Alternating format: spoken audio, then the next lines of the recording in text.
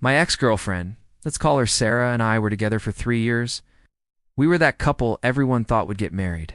Talked about it all the time, the house with the white picket fence, 2 kids, a dog, the whole 9 yards. My family loved her, especially my cousin James. James and I were more like brothers, grew up together, shared everything, and were always there for each other, so I thought. The breakup was sudden and confusing. Out of nowhere, Sarah told me she needed space, that she wasn't sure what she wanted anymore. It was heartbreaking, but I respected her decision. I gave her the space she asked for, hoping she'd come back.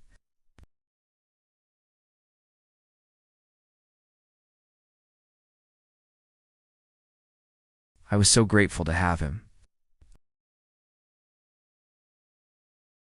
A mutual friend let it slip that Sarah had been seen with someone new, but they were cagey about the details.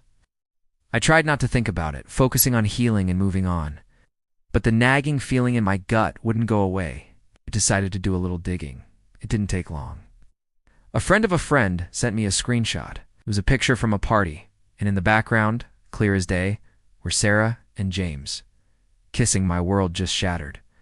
It wasn't just the betrayal from Sarah, it was James.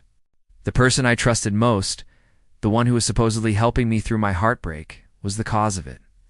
I felt a level of anger I've never experienced before. I wanted to confront them, to scream and shout, but then a colder, more calculated thought entered my mind. A public confrontation would just make me look crazy. No, they didn't deserve a quick explosion of my anger. They deserved something they would remember forever. I knew the perfect opportunity was coming up, our annual family Christmas party. My entire extended family would be the aunts, uncles, grandparents, everyone. It was a huge event, the highlight of our family's year. I knew Sarah and James wouldn't dare miss it. They were probably planning to announce their new relationship there, hoping the festive spirit would soften the blow. Oh, how wrong they were. For the next 2 months, I played the part of the grieving but healing ex and cousin.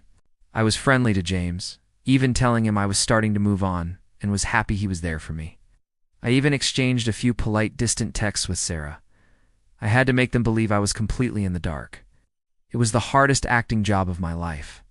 Every smile I gave them felt like a lie. Every normal conversation was laced with my silent rage. I was biding my time. During this period, I gathered my evidence. The screenshot was just the start.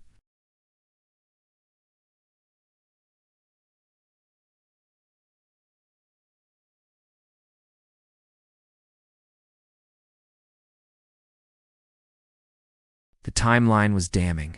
The betrayal was deeper than I initially thought. Christmas Eve arrived. My aunt's house was beautifully decorated, filled with the sounds of laughter and Christmas carols. It was the picture of family harmony.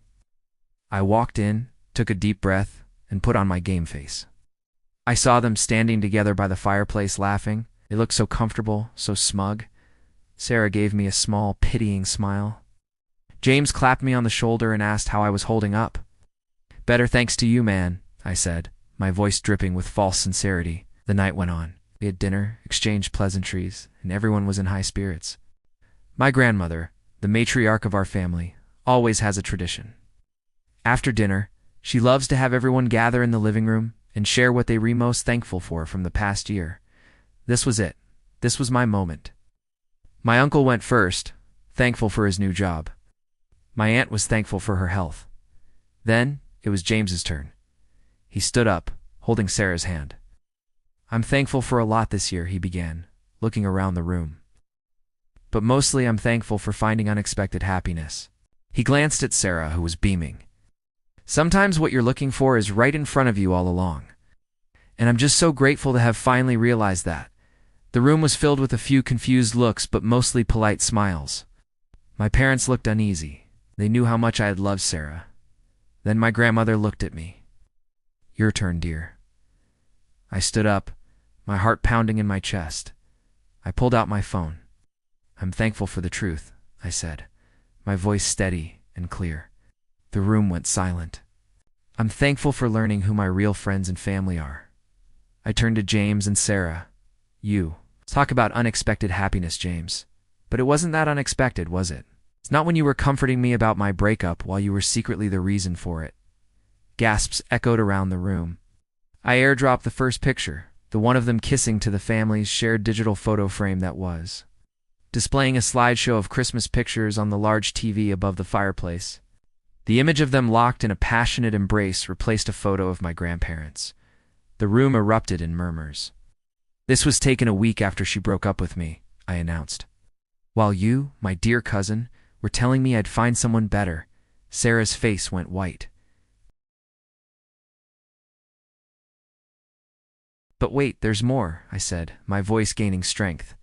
I sent the next piece of evidence, screenshots of texts dated 2 weeks before the breakup, where they were planning a secret weekend trip. It seems this unexpected happiness was quite well planned. My Aunt James's mother stared at him in horror. "James, is this true?" James just stood there, speechless. Sarah started to cry, whispering, "It's not what it looks like."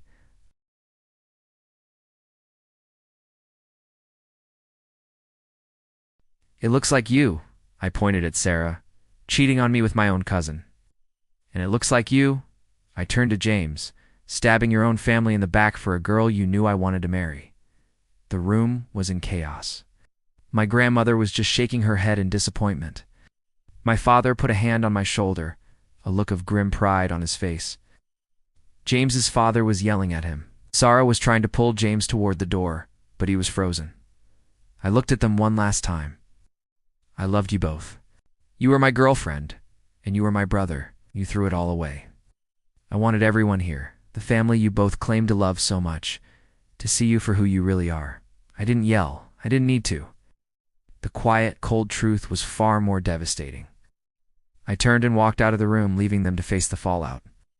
I could hear the shouting and the crying behind me as I walked out the front door and into the cool Christmas night air. It wasn't the happy Christmas I had envisioned months ago, but as I stood there, a strange sense of peace washed over me. The truth was out. I had taken back my power. It was a painful, messy, and necessary ending. And in a way, it was also a new beginning. My new beginning, free from their lies. Thanks for watching my story. It was a tough time, but sharing it is part of the healing process. If you've ever been through something similar, know that you're not alone, and it does get better. Hit that like button if you support what I did, and subscribe for more stories. See you in the next one.